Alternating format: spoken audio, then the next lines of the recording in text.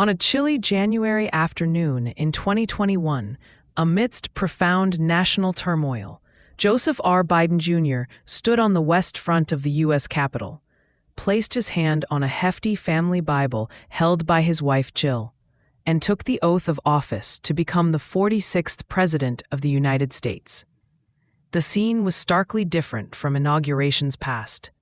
The National Mall was largely empty, save for flags representing absent spectators, a precaution due to the raging COVID-19 pandemic. Just 2 weeks earlier, the very Capitol steps where Biden now stood had been the site of violent insurrection. Now, as the oldest man ever to assume the presidency at 78, Biden addressed a nation in pain and disarray. He spoke of unity, of restoring the soul of America, and of overcoming the cascading crises at hand: pandemic, economic collapse, political division. The journey that brought Joe Biden to this pinnacle was long, winding, and marked by personal tragedy, decades of public service, and a resilient faith in the power of government to do good. Joe Biden's life began in the blue-collar city of Scranton, Pennsylvania. Born November 20th, 1942, he was the first of 4 siblings in an Irish Catholic family. His father, Joe Sr., worked various jobs, cleaning boilers, selling cars, and his mother, Catherine Jean Biden, was the family's heart, instilling in young Joe a fierce belief in perseverance and dignity. The Bidens fell on hard times when Scranton's economy declined in the 1950s. When Joe was 10, the family moved to Claymont, Delaware, in search of better opportunities, eventually settling in the neighboring town of Wilmington. There, Joe Sr. found more stable work selling used cars. The experience of seeing his father struggle but never lose his optimism left an indelible mark on Joe. It gave him a genuine relatability to working-class struggles and a chip on his shoulder about proving oneself. As a child, Joe Biden faced a challenge that shaped his character: a severe stutter. Classmates mocked him with nicknames like Dash, a reference to Morse code's dots and dashes. Determined to overcome it, Biden would recite poems in front of the mirror and practice speaking to himself. The effort paid off. By his late teens, he had largely conquered his stutter, a triumph of grit that forged empathy in him for others' struggles. Still, decades later, in moments of high stress or fatigue, one could occasionally catch traces of that childhood impediment in his speech, though he seldom speaks of it unless to encourage others with stutters. Biden blossomed as a student leader and athlete at Archmere Academy, a Catholic prep school in Delaware. He was a standout halfback on the football team, and though not a top-tier student academically, he had a natural ability to connect with people, genuine warmth, and a gift for retail politics even in student elections. Those interpersonal skills would become a hallmark of his public life. Biden went on to the University of Delaware, where he initially coasted, more interested in social life and sports than studies. But during his junior year, he visited the Bahamas on spring break and met a Syracuse University student named Nelia Hunter. She was bright, kind, and from a well-to-do family. Joe was smitten. Nelia saw potential in Joe beyond the fun-loving frat boy veneer, and with her encouragement, he grew more serious about his future. After graduating in 1965, Biden followed Nelia to Syracuse for law school. In 1966, Joe and Nelia married. Biden often recalled that Nelia had been his everything, the glue that held his ambitious dreams together. He wasn't a top law student, ranking toward the lower middle of his class at Syracuse University College of Law, and even had a scrape with scandal when he was accused of plagiarizing parts of a paper. He acknowledged not knowing the proper citation rules at the time, but he did cast the bar and returned to Delaware in 1968, setting up a law practice and dabbling in local Democratic politics in Newcastle County. It was a time of great upheaval in America: assassinations, civil rights battles, Vietnam, and Biden, though just starting his career and family, he and Nelia soon had 3 children. Joseph III, known as Beau, in 1969, Robert, known as Hunter, in 1970, and Naomi, in 1971, felt a pull toward public service. He would later say that listening to John F. Kennedy's call to action had inspired him to think beyond himself. In 1970, Biden won his first political office, Newcastle County Councilman. It was a part-time position, and he continued working as a lawyer on the side. But he had bigger aspirations. Almost quixotically, 29-year-old Joe Biden decided to run for the United States Senate in 1972, challenging a popular Republican incumbent, Senator J. Caleb Boggs. Boggs was a well-liked figure, and Biden was virtually unknown and very young.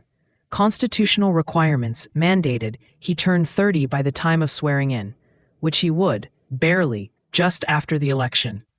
The Vietnam War and civil unrest had made the political climate volatile, and Biden ran an energetic, grassroots campaign, with Nelia as the cornerstone, handling much of the strategy and press. And a cadre of family and young volunteers, Biden went door to door and face to face.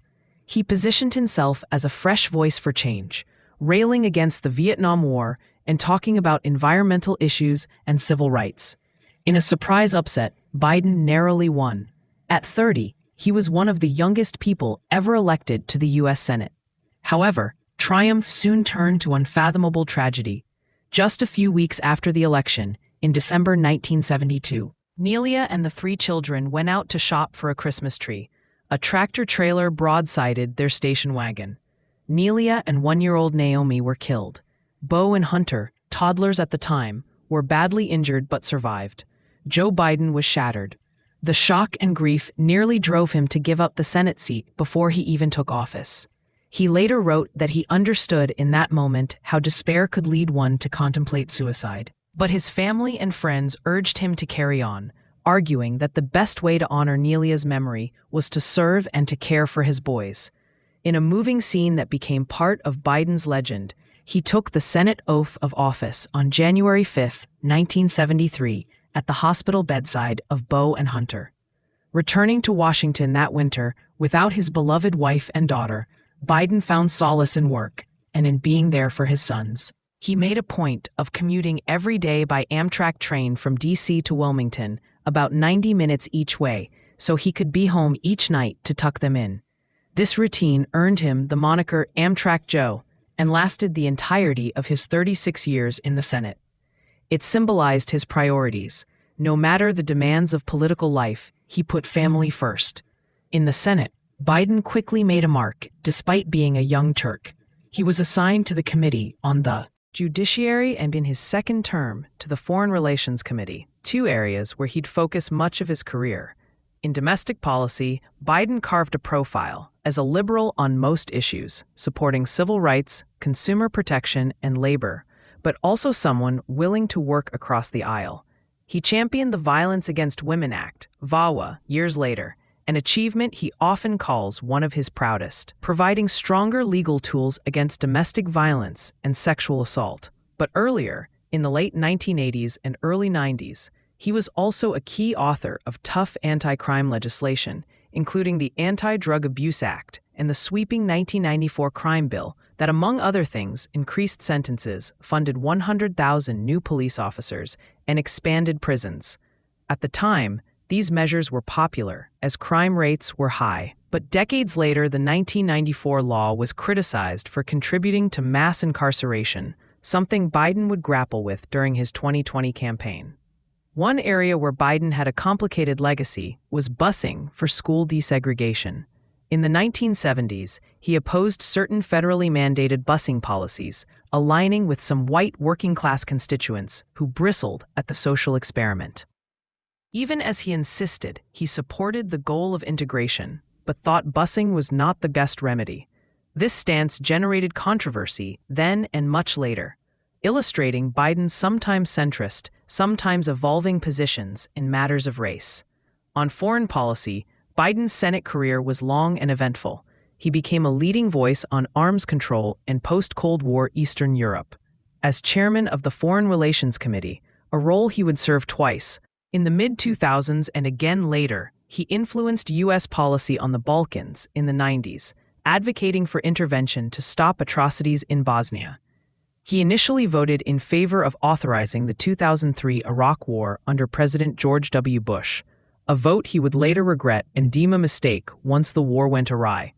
Biden also used his long tenure to foster personal relationships with colleagues. He was known for working out deals and diffusing partisan tensions. He respected Senate traditions of courtesy and compromise, which sometimes frustrated more ideological voices. Meanwhile, on the personal front, Biden found love again. In 1975, he was set up on a blind date with Jill Jacobs, a schoolteacher 9 years his junior. Jill brought light back into Biden's life and bonded with Beau and Hunter. Joe proposed 5 times, as the story goes. Before Jill accepted, she wanted to be absolutely sure, especially since it meant becoming a stepmother to 2 young boys. They married in 1977. In 1981, they had a daughter, Ashley, completing the family that had been shattered a decade prior. Jill Biden continued teaching throughout Joe's career, even when she became second lady, and later, notably, the first lady to hold a paying job outside the White House as a community college professor. Biden's first run for the presidency came in 1987. At 44, he was considered a rising Democratic star, youthful, articulate, and with broad experience. But his campaign stumbled badly amid charges of plagiarism. He had borrowed lines from a speech by British Labour leader Neil Kinnock without proper attribution. When past instances of borrowing from others' speeches and exaggerations of his academic record also came to light, the media pounced and Biden's image suffered. With sagging momentum and a health scare, he collapsed that winter and discovered he had life-threatening brain aneurysms that required surgery. Biden withdrew from the race. It was a humbling episode that taught him some hard lessons. Biden recovered physically, the aneurysm surgeries were successful, and continued to build stature in the Senate, especially on foreign affairs. In the 1990s and 2000s, he was considered for Secretary of State positions and served as a key surrogate for Democratic presidential nominees. After the 9/11 attacks, he supported military action in Afghanistan and, as noted, initially the Iraq War, but became a critic of how that war was managed and later advocated dividing Iraq into federations as a solution. He also chaired contentious Supreme Court confirmation hearings. Notably, in 1991, he presided over the Clarence Thomas hearings, where law professor Anita Hill testified about sexual harassment by Thomas. Biden's handling of that, including not calling additional witnesses who could corroborate Hill, drew criticism from liberals and women's groups for years to come. Biden later publicly expressed regret for how Hill was treated.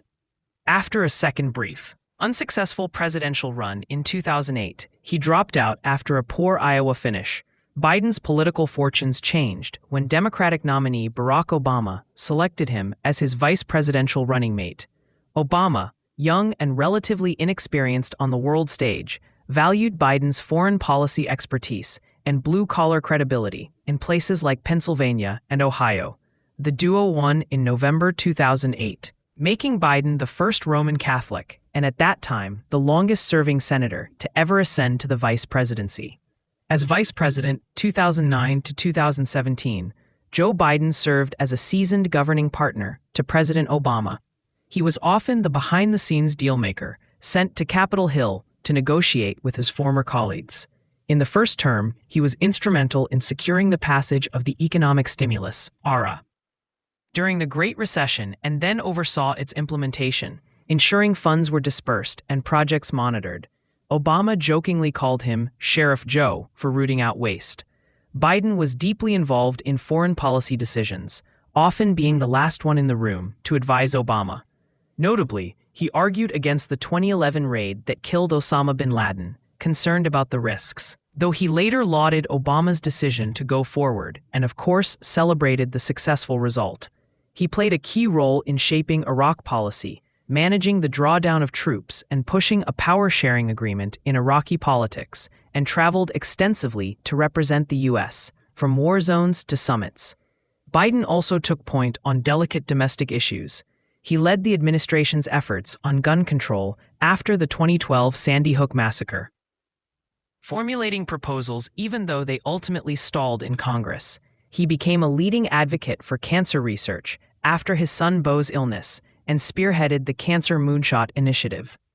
And in moments of national tragedy or personal loss for Obama, like the death of Beau to brain cancer in 2015, Biden was both consoler-in-chief and a sort of wise elder of the administration. The partnership with Obama was famously collegial. Obama entrusted Biden with major tasks, and Biden in turn brought loyalty and an earnestness that complemented Obama's cool, cerebral style. The two men, from such different backgrounds and generations, developed a genuine friendship. Obama at one point joked that picking Biden was one of the best decisions he made, and near the end surprised Biden with the Presidential Medal of Freedom, calling him the best vice president America's ever had. After leaving office in January 2017, Biden took some time to grieve and regroup.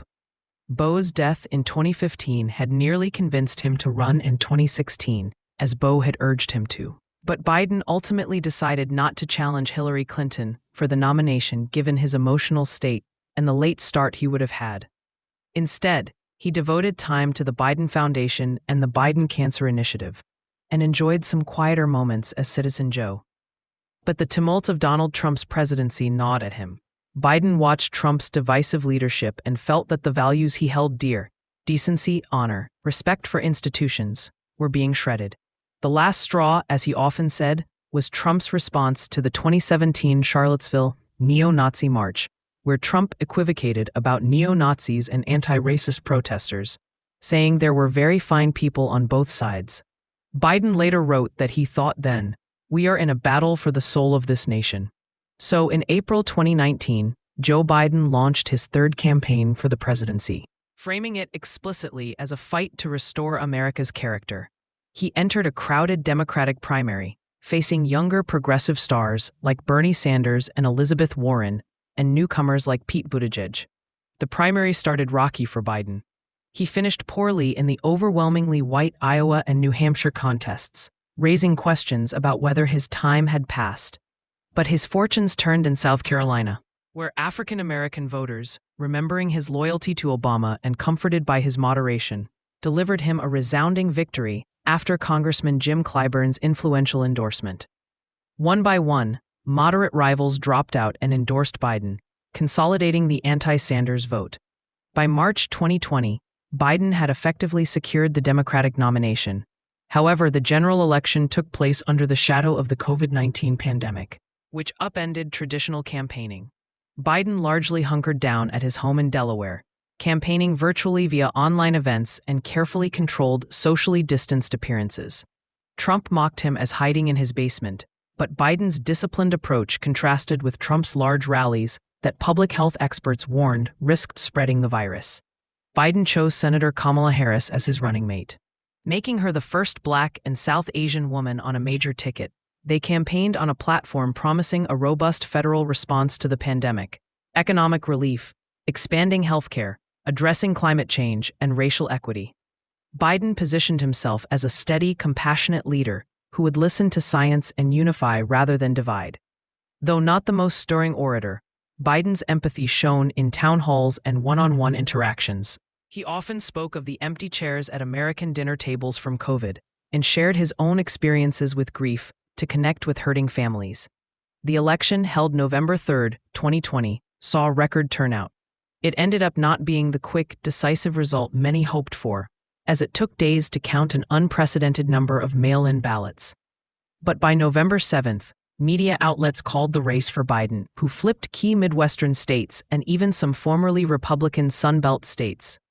Americans spilled into the streets in many cities, celebrating the end of Trump's tumultuous term and the historic ascension of Kamala Harris to the vice presidency. Meanwhile, Trump refused to concede, falsely alleging widespread fraud and launching legal challenges, as recounted earlier. Thus, Biden's transition was far more fraught than any in 150 years. Yet, he pressed ahead, assembling a team that reflected his promises of experience and diversity. He chose seasoned professionals and some groundbreaking picks, like Janet Yellen as the first female Treasury Secretary, and retired General Lloyd Austin as the first Black Defense Secretary. Biden was determined to hit the ground running, especially on COVID-19. When Biden took office January 20, 2021, the immediate task was tackling the pandemic and its economic fallout. America was averaging over 3,000 deaths per day. The vaccination program, while begun, needed rapid scaling up. On day one, Biden signed a flurry of executive orders demonstrating a clean break from Trump's approach. He rejoined the World Health Organization and the Paris Climate Agreement. He revoked the Muslim travel ban, halted construction of the border wall, and imposed a federal mask-wearing requirement on transportation and federal property. The tone from the White House shifted overnight. Press briefings returned with an emphasis on facts. Experts like Dr. Fauci were elevated, and Biden addressed the nation frequently with empathetic notes for lives lost and calls for unity and resolve.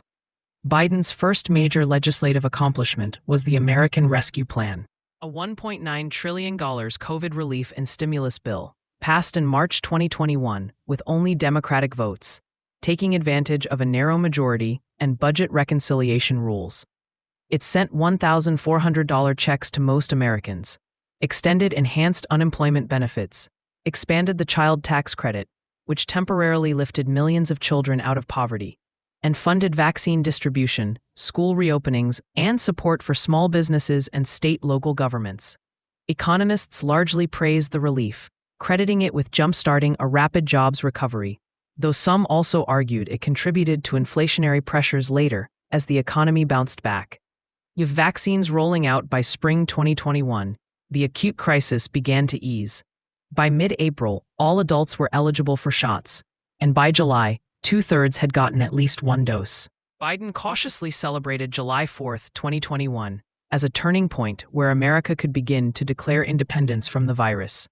However, that summer, the Delta variant emerged, driving another wave, and later the Omicron variant in late 2021 would do the same, tempering optimism. Vaccine uptake plateaued with a significant minority refusing, something Biden had to combat with persuasion, and eventually, mandates for federal workers and large employers, which sparked political backlash and some court fights. Still, by the end of 2021, COVID deaths and disruptions had declined from their peak, and the nation's focus was shifting to economic concerns like rising inflation, a side effect of both pandemic supply chain issues and the roaring demand fueled in part by Biden's stimulus. On the legislative front, Biden pursued two big packages in 2021. The bipartisan infrastructure law, and a broader social spending/climate bill. The infrastructure push succeeded. Remarkably, in an era of partisan gridlock, Biden got Republicans and Democrats to agree on a $1.2 trillion investment in roads, bridges, rail, broadband, water systems, and more, the largest such public works bill in generations. He signed it in November 2021, heralding it as proof that bipartisanship still lives. The other initiative, initially called Build Back Better, proposed expansive investments in childcare, education, healthcare, paid leave, and climate programs, funded by taxing the wealthy and corporations. However, moderate Democrats like Senators Joe Manchin and Kyrsten Sinema balked at the size and some provisions. After drawn-out negotiations through 2021, Build Back Better stalled when Manchin withdrew support, citing concerns about inflation and debt. It was a blow to Biden's agenda and to progressives counting on major social reforms. Biden pivoted in 2022 to salvage key elements of Build Back Better in a slimmer form. By summer 2022, Democrats passed the Inflation Reduction Act, IRA. Despite its name, politically chosen as inflation was a top voter concern, the law was essentially a landmark climate, healthcare, and tax package. It allocated roughly $370 billion over a decade for clean energy investments, by far the biggest U.S. action ever to combat climate change. Incentives for solar, wind, electric cars, energy-efficient appliances, etc. And it allowed Medicare, for the first time, to negotiate some prescription drug prices, a huge deal for seniors' drug costs, extended health insurance subsidies for millions of Americans, and imposed a new minimum tax on large corporations. Though dramatically smaller than the original proposal, the IRA's passage in August 2022 was a significant victory for Biden, proving he could still get big things done with razor-thin congressional margins. Not a single Republican voted for it, but its components, like cheaper drugs and clean energy investment, were broadly popular. Foreign policy quickly tested Biden's mettle as well.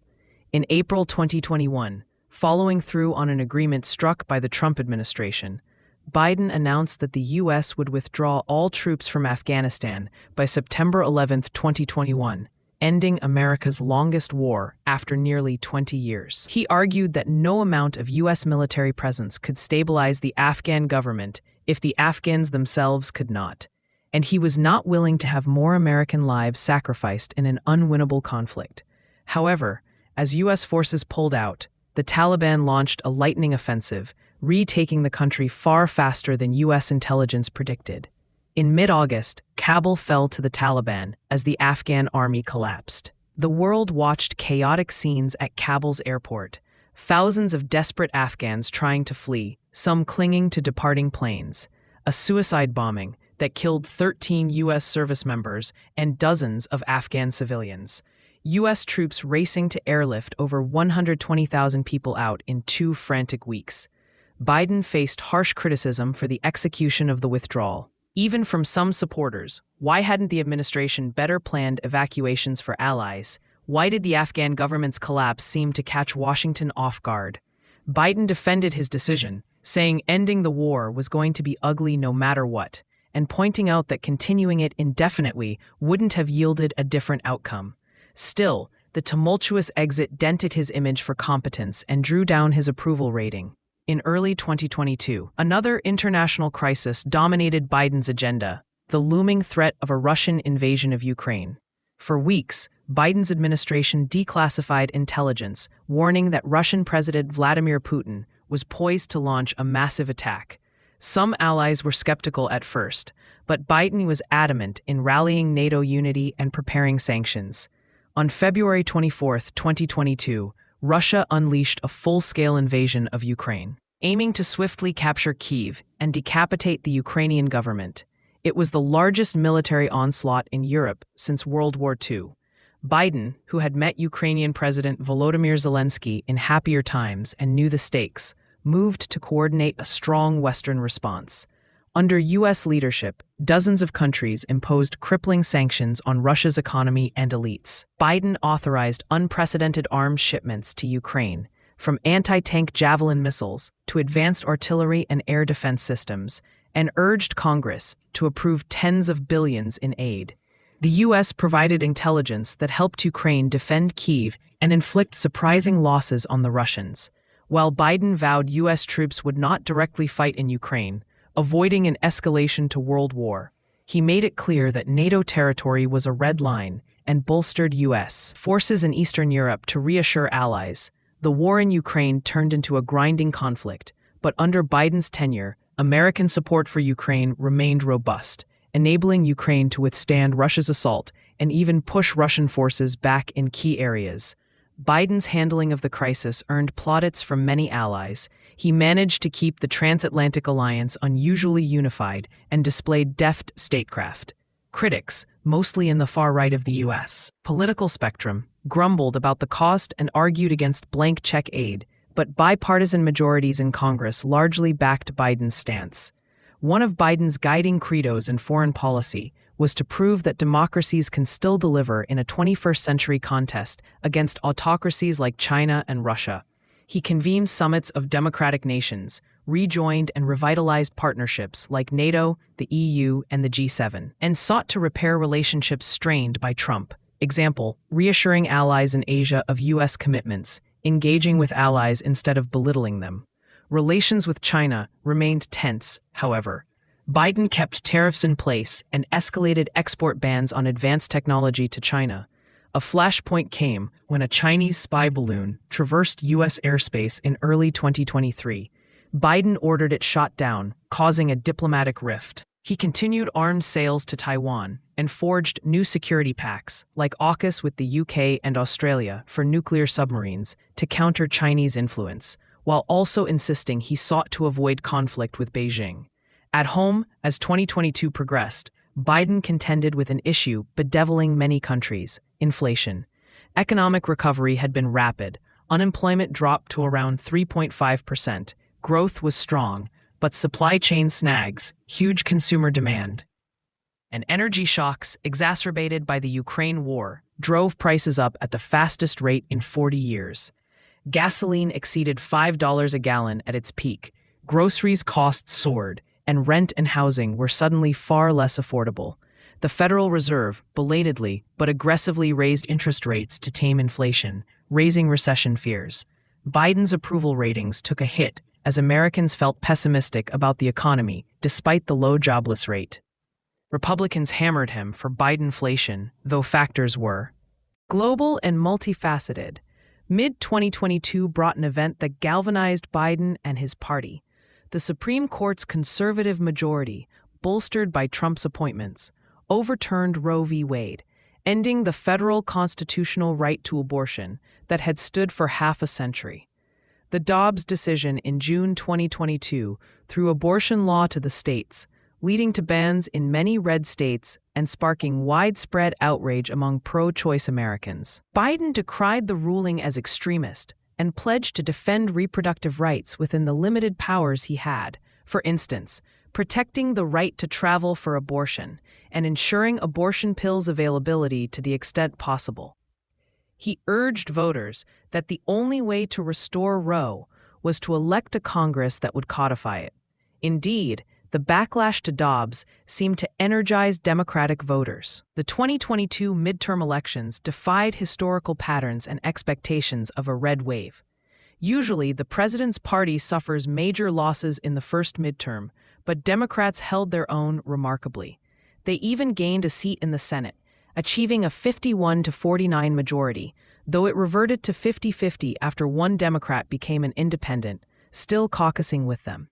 They narrowly lost the House, but the Republican majority was so slim it had trouble unifying to pass legislation. Many candidates endorsed by Trump, especially those who falsely claimed the 2020 election was stolen, lost key races, suggesting voters in the middle rejected extremism. Biden framed it as a victory for democracy, a vindication for his warnings that Trumpist election deniers threatened America's political stability. It was also seen as an affirmation of Biden's approach.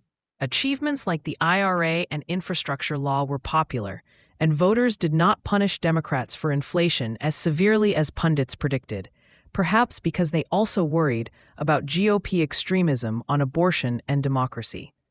Biden emerged from the midterms politically strengthened, a rarity for a president in that position. Emboldened, Biden spent 2023 continuing to implement his policies, particularly the economic ones, collectively branded as Bidenomics. His theory was to grow the economy from the bottom up and middle out, instead of the top down. This included massive investments in infrastructure, green energy, semiconductor manufacturing, via a bipartisan CHIPS Act to boost U.S. production and competitiveness with China, and nurturing of high-tech and electric vehicle industries through the IRA's subsidies. Job growth continued robust, and by mid-2023, inflation was gradually cooling too. Though still above the Fed's target, Biden touted that the economy was transitioning to stable growth without losing the gains in employment, a soft landing that some economists had deemed unlikely.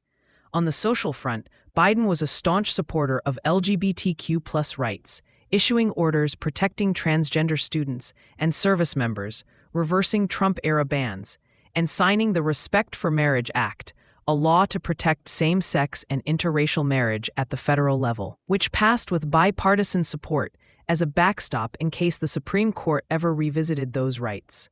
He spoke forcefully against a rise in anti-Semitism and anti-Asian hate, emphasizing unity against hate crimes. On guns, progress was limited, but after a spate of mass shootings, a modest bipartisan gun safety law was enacted in 2022, the first in decades, tightening some background checks and encouraging red flag laws. Biden acknowledged it didn't go as far as he wanted, like renewing an assault weapons ban, but called it a start. By mid-2023, speculation about Biden's plans for 2024 loomed. Many observers noted his age. At 80, he was already the oldest president in U.S. history and would be 86 at the end of a prospective second term. Some voters, even Democrats, expressed concern about this, but Biden, citing the results and unfinished work, decided to run for re-election, formally announcing in April 2023. His campaign pitch framed 2024 as a continuation of the battle for the soul of the nation, specifically warning against the threats to democracy still posed by Trump or MAGA extremists. It was clear the rematch with Trump, who maintained a grip on the GOP base and was once again the leading Republican candidate despite multiple criminal indictments, would be combative. Biden's strategy was to lean on his record and argue that he was the steady, experienced leader needed to protect American democracy and progress. As President Biden approached the end of his first term in late 2024, the nation had, in many respects, stabilized from the tumult he inherited. COVID-19 was no longer the all-consuming crisis. Thanks to vaccines and treatments, life largely returned to normal, albeit with lessons learned. The economy, while having endured inflation, was still growing and avoiding the worst fears of recession as of the time, with unemployment near historic lows. America's alliances were fortified, and support for Ukraine remained a cause Biden rallied others around. Yet partisan divisions at home remained stark. Republican leaders, having taken the House in 2023, launched aggressive investigations into Biden's administration and family, particularly scrutinizing Hunter Biden's business dealings, an issue that, while not directly implicating Joe Biden in wrongdoing based on current evidence, provided ample fodder for partisan sparring. Throughout all this, Biden leaned into his persona as Uncle Joe, folksy, sometimes long-winded or prone to the occasional verbal stumble, but fundamentally decent and caring. Where Trump reveled in chaos and conflict, Biden projected empathy and a desire for conciliation. He often quoted his father's sayings, "Don't compare me to the Almighty, compare me to the alternative," or, "Joey, a job is about a lot more than a paycheck, it's about dignity." Though his age meant he moved a bit slower and his speech could be softer, he used self-deprecation about it and doubled down on showing vigor through his schedule and negotiations. In November 2024, Americans went to the polls with a clear choice between two starkly different visions. Joe Biden cast the contest as a crossroads for democracy and the middle class, while his opponent, Trump, once again, centered on a return to his brand of disruptive leadership. By the time the votes were counted, Joe Biden emerged unsuccessful in his bid for re-election, defeated in the Electoral College by Donald Trump's unprecedented comeback. It was a historically unparalleled moment. A former president ousted in 2020, returning to oust his successor in 2024, something only Grover Cleveland had done in the 19th century. For Biden, it was a painful coda to a career of public service. Yet he accepted the voters' judgment with grace, phoning to congratulate Trump and instructing his team to ensure a peaceful, orderly transfer of power, the very outcome he had fought to preserve. On January 6, 2021, and a ritual he considered sacred to the American experiment, Joe Biden left the White House on January 20th, 2025, closing out over half a century in public life. In his farewell address, he reflected on the progress made, a nation rescued from plague and economic despair, investments laid for future generations, alliances renewed, and democracy's flame held high even in headwinds. He also acknowledged the work unfinished, political divisions to mend, climate change to battle more aggressively, rights to safeguard. He quoted Irish poets, as he often did, about perseverance and unity, urging Americans not to see each other as enemies, but as neighbors, not to give in to cynicism, but to remain hopeful and engaged. "I have always believed," Biden said, "that America can be defined in one word: possibilities. We have shown that when we come together, there is nothing beyond our capacity." Stepping back into private life, Joe Biden returned to Wilmington, Delaware, to the home where his late son Beau had once lived, and where he'd campaigned from that basement during the pandemic's darkest days. At 82, he intended to keep advocating for the causes close to his heart: cancer research, unity, and supporting the next generation of leaders. Historians began early assessments of Biden's presidency. Some likened him to a modern FDR or LBJ for the breadth of domestic programs he enacted, albeit narrower than the New Deal or Great Society, especially in revitalizing American industry and infrastructure and addressing climate change. Others noted the challenges that persisted, especially the polarization Biden earnestly wanted to overcome. But nearly all would agree Biden's tenure was consequential. He steered the nation out of a deadly once-in-a-century pandemic, through economic recovery, and navigated foreign crises that reshaped the global order. Above all, Joe Biden's story is one of resilience and faith. faith in God, which he leaned on in tragedies, faith in America's institutions and ideals, which he defended under threat, and faith in ordinary American people, the Scranton families and Claymont neighbors, like those from his youth, to whom he always tried to give a voice. It is the story of a public servant who suffered unimaginable personal losses, yet turned that grief into empathy, a leader who was never flashy in intellect or speech, but had a core of decency that resonated with many. In the twilight of his career, Biden summed up his philosophy in one of his favorite sayings: "May history be able to say that the end of this chapter of American darkness began here, tonight." As love and hope and light joined in the battle for the soul of the nation.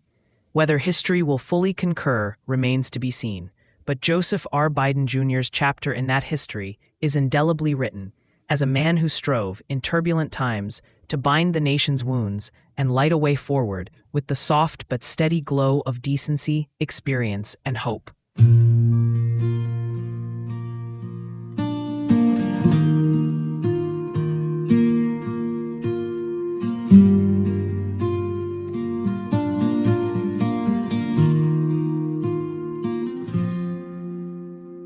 Midnight rails under silver moon, dusty boots on a winding road. A shadow's the only friend I've known since she packed up and let me go.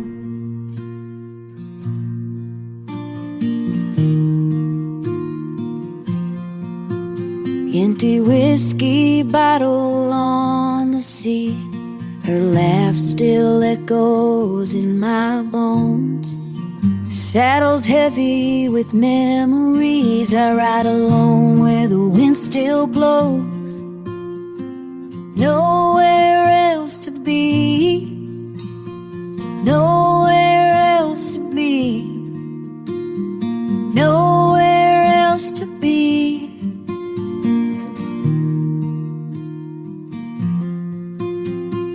Nowhere else to be, nowhere else to be, nowhere else to be.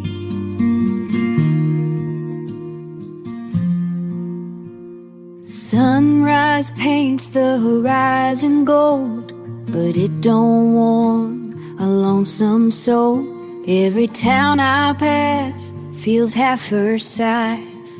Every trail's haunted by goodbye. I whisper prayers to open skies, hoping someday my heart'll find a brand new path beyond the pain, where broken hearts can heal in time. Nowhere else to be, nowhere else to be, nowhere else to be.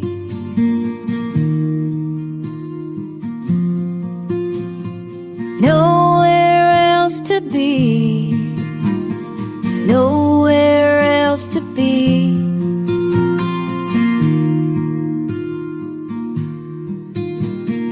Nowhere else to be.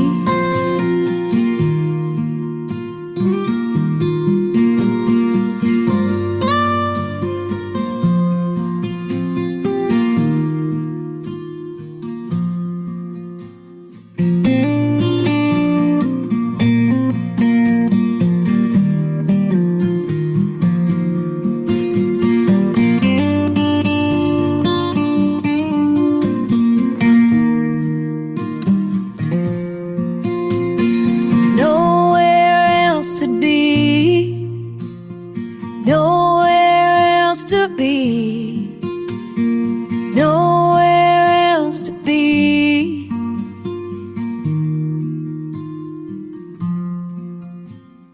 Nowhere else to be, nowhere else to be.